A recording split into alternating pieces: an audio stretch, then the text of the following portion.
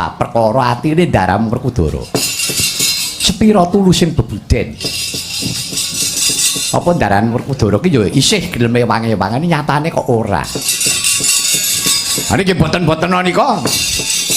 Nek Ndaram Werkudara boten purun maju. Ayo, kresnane maju. Kuwi dapurmu pemerintah aku ki lho.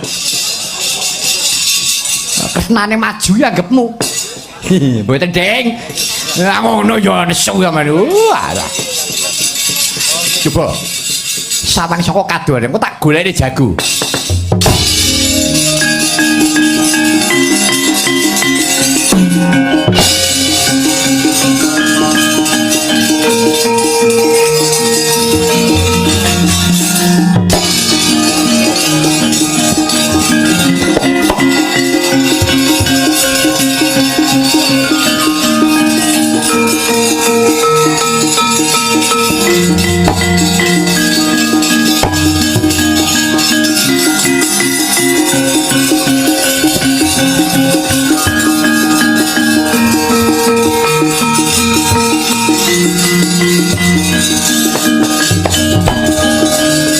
Kaca wonten timbalan iki ngadhawuh. Dadi ratu ki kepenak. Lungguh dampar keprabon mungkari perintah. Nek sadurunge kuwi tak takoni. Kowe kuwi dadi ratu ning bangsa apa dadi ratu ning kulawarga? Liripun kados pundi? Kowe iki ngeling ngono. Iki dadi ratu kuwi dudu ratuning kulawarga ning ratune bangsa. Bangsa ngendi ya bangsa pringgondane kabeh iki. Iki ngenteni tandang kridamu sing bisa nentremake swasana iki sapa? Ya mung Gatotkaca. Kowe iki nom-noman sing dikekudang rina pantaraning wengi. Besok kapan? Pepundhenku. Sinuwun Prabu Anom Gatotkaca bisa ngrampungake jejiban kanthi tatas tuntas. Bisa ayem tentrem para kawula pringgondani. Lah kowe iki ro kahanan kaya mengkene kok sajamu kok malah kepenak. Ibumu Bandayuda, ibumu melu perang. Sing paring kamukten kowe iki ibumu. Bektenono ibumu. Bektenono ibumu, bektenono ibumu.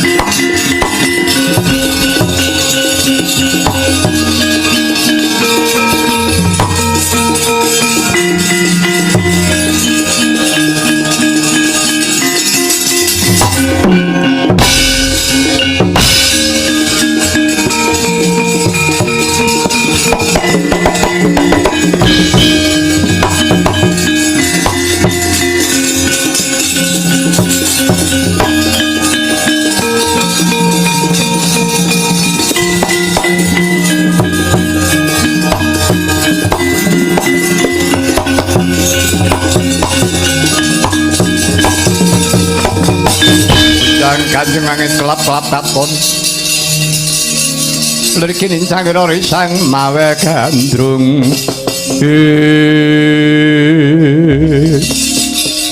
Kanjeng Paman jimat sesembahan kula pepundhen kula mangke prapteng delahan Paman Brodenta Paman sampun ngantos ngleling semi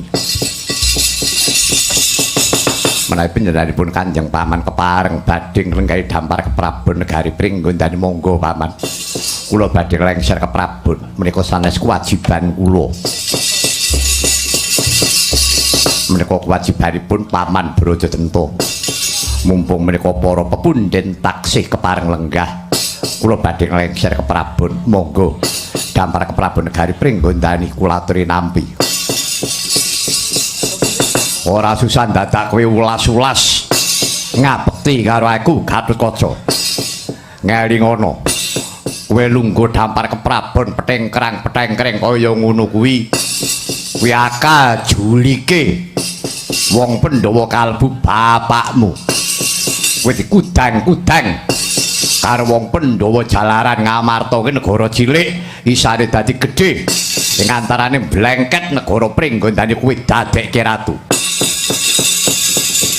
Jare Pandhawa ki nggone wong utama, nggone wong berbudi, bawa laksana. Ora ngerti jebul Pandhawa wong murka, wong serakah, ngangkah marang prajaning liyan.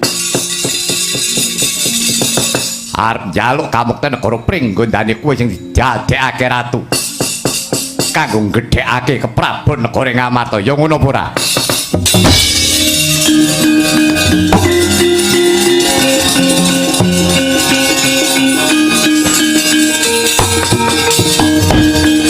Paman Brajajenta Jawaton ngucap ora watak yen pepundhenku Pandhawa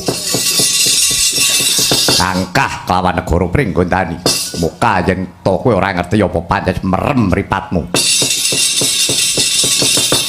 Kanjeng Rama ngupaya kamukten dhewe diremangi mbabati alas peteke nggone muktekake kadang. Kowe cuma waton ngucap Paman Brajajenta kowe mblenjani janji ora pantes tak pepundi. Kowe aja ngremehake kawan para pepundhen Pandhawa yen to seruput Gatotkaca mandheg ning Gatotkaca. Aja ngampyak awur-awur. Pepundhenku sing mbok elok-elokake. Wah. Mendelik mripatmu. Abang raimu obadamu. Yen pancen ngono ayo ketokno jiwa kaprawiranmu. Brajajenta ayo rono maju para ngarsa kaning atiku.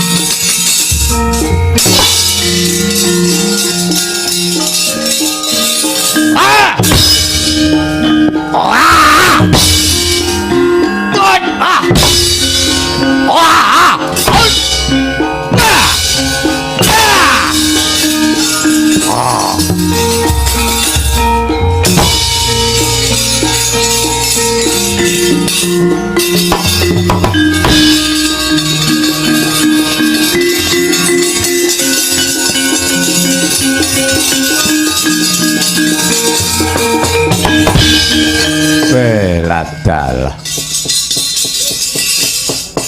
mbok menawa wis tumeka kala mangsane barate bundelan kudu tak udari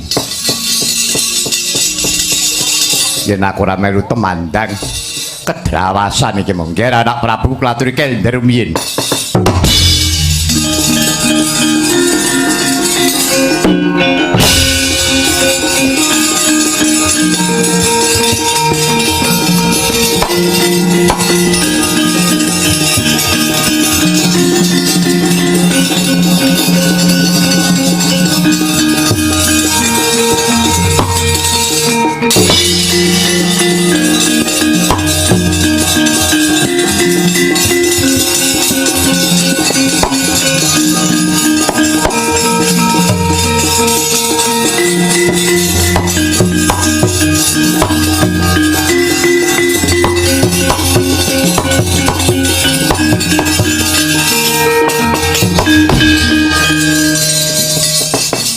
Pareng badhe matur nggih Paman Brajamusti arep matur apa?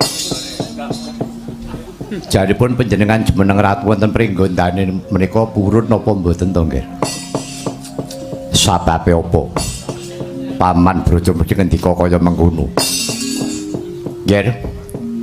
Panjenengan menika ratu nyepeng pangwaos. Nyepeng pangwaos sabda Brahmana Raja, sabda sabdaning pandhita mboten kenging wola-wali. Yen iya ya iya, yen ora ya ora. Tegesipun paduka menika ngasta pradata pengadilan lampahing pengadilan mesthinipun nggih kedah mawas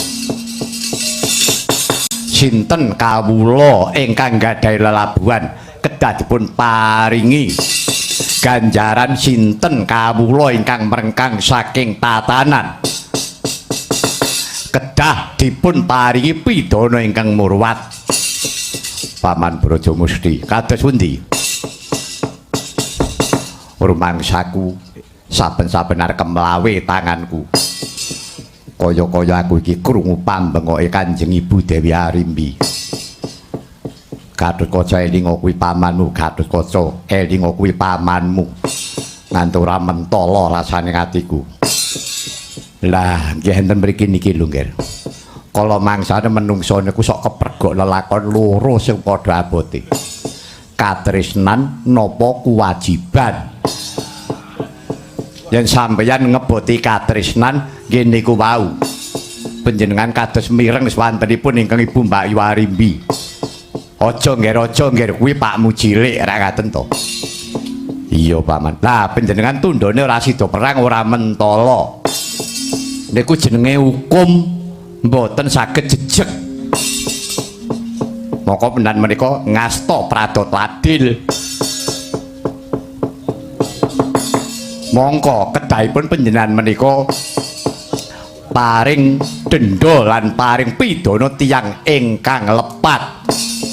Engko nek mung ngelingi sedulur wong salah ora dipatrapi pidana, nek perlu goleke pengenteng-enteng, nek perlu dibiyuki dhuwit kindang rampung, ngoten to? Wah, ngoten niku mengke hukume bubrah. Rusak jagat niki. Mila nggih badhe kados pundi? Panjenengan nggih kula aturi tumandang ingkang saestu. Mila kula matur.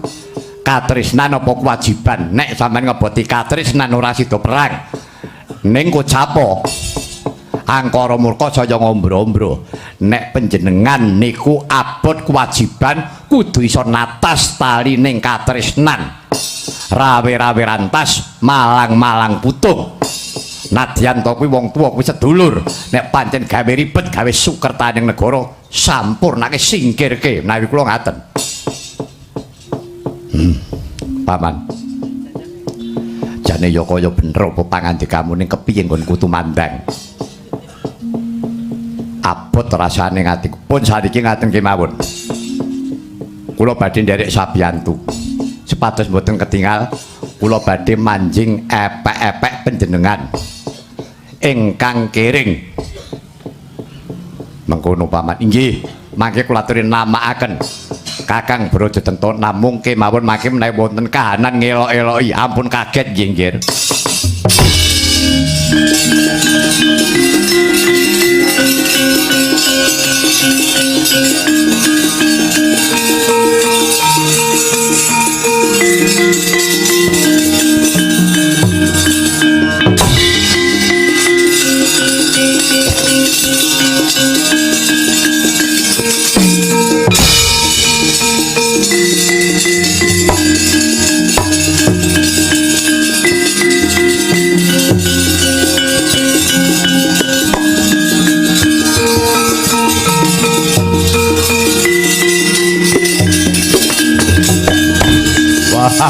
Lah dalah. Kowe wani maju meneh, kowe wis entuk syarat. Kowe wis entuk srana. Paman Brodjotento jan-jan mono Gatotkaca ngeman karo kuwi. Ning pancen kowe ora kena tak eman. Ya aku kudu tegel, kudu wantala karo. Ayo maju para nyata.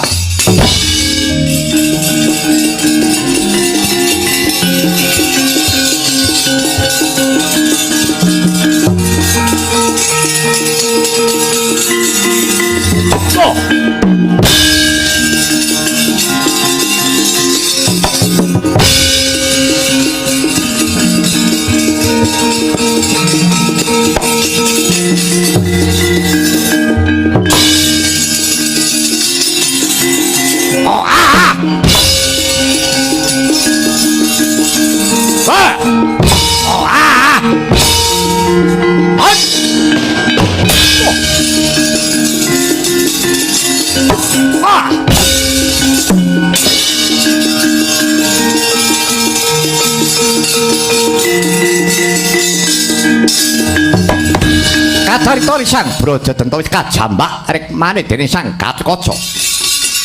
Kedawan astana ingkang kering ingkang kasusupan kawan Sang Brajamusti.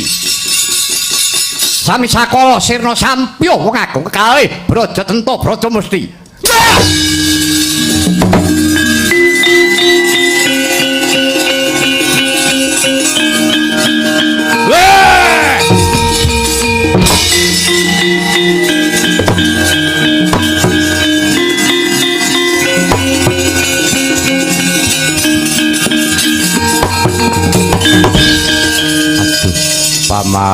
Paman sembahku paman Brajamusti paman Brajadanta Ranyana panjenengan sarimbit nganti temekaning pati yen ngono Gatotkaca dadi ratu piancik-ancik kunarpaning pepunden paman Brajadanta paman Brajamusti dosa apa sing dak sandang paman